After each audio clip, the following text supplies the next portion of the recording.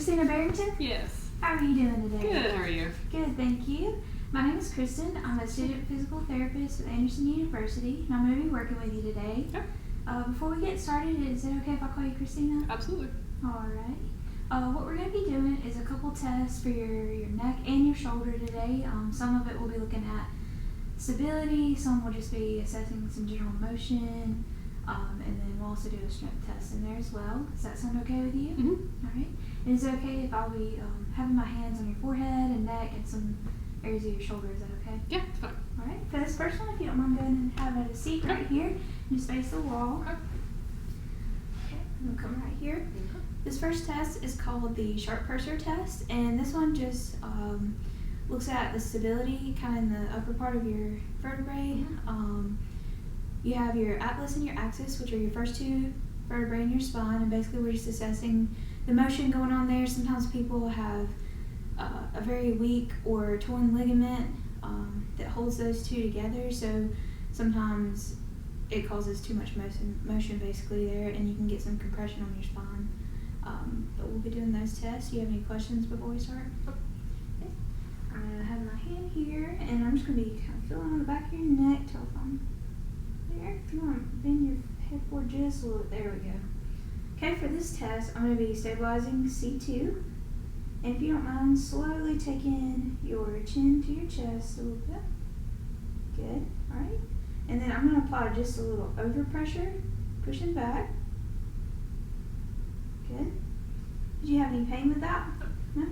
Good. So a positive test for this would be if she brought her head forward and the head slipped. Sometimes that atlas will slide on the axis, and that's just from that joint being lax. This also could occur if you had a Dens fracture or just general instability, or that transverse ligament is weak. Also with that, when I went to do the overpressure to push your head back, if the head would have slid backwards, that's also going to be part of a positive test. During any of that, did you have any dizziness, double vision, feel a sensation like a lump in your throat? Nope. No? That also could be part of a positive test, and so when you go to push the patient's head back and it relieves symptoms, that also helps indicate a positive test. Any questions for me? Nope. Okay. This next test is going to be very similar, at least with my hand placement. It's called the cervical segmental flexion test. So I'm just going to have my hand right here on your forehead, and again, just feeling on the back of your neck. This test is going to be used to help get some general mobility ideas about your neck. So I'm right here on C2, and I'm going to go between C2 and C3, and I'm on the facet joints. And this one I want you to just relax, and I'm going to bring your head forward. Good. You let me know if you have any pain, anything. Now I'm on C3, C4. Good. C4, C5. Good. C5, C6. Good.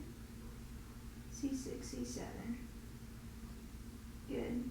Alright, and as I do this, I'm basically just kind of stabilizing some of the vertebrae right below where I'm testing to help keep it from moving with that. This is going to test for any like hypomobility in the neck, as well as assessing infill. So with her, she had a firm infill, and that's normal for the cervical spine. And then again, like I said, you can kind of compare each segment as you go down, and if one segment didn't move as well as others, that kind of gives you an idea of where to direct your treatment, but everything was good. Any questions for me so far? Okay, if you don't mind, this next test you'll do standing, so I'm just going to move this out of your way. Good. Alright, this last one here is called the supraspinatus test, and what this does, we're going to be testing a muscle that's going to be running over the top of your shoulder here. It's responsible for helping you lift your arm up and out to the side. A positive test for this is going to help us look for if you have a tear in the tendon or the muscle, or if there's any damage to the nerve that helps supply that muscle. So if you don't mind, what you're going to be doing is you're going to be bringing your arms out like this, kind of in a V position, and your thumbs are going to be facing up.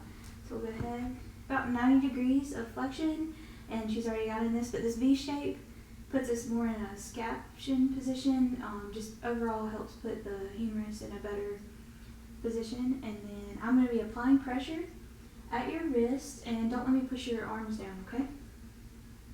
So just gradual. Good. Alright, and did you have any pain with that? Yep. Alright. A positive test for this would be if she had pain or weakness.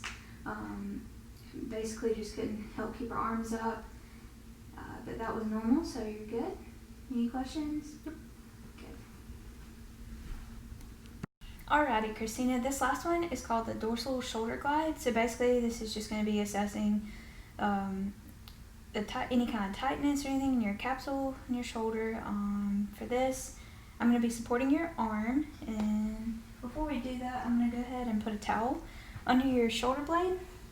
And this right here just helps kind of stabilize that shoulder blade and get lifted off the table a little bit.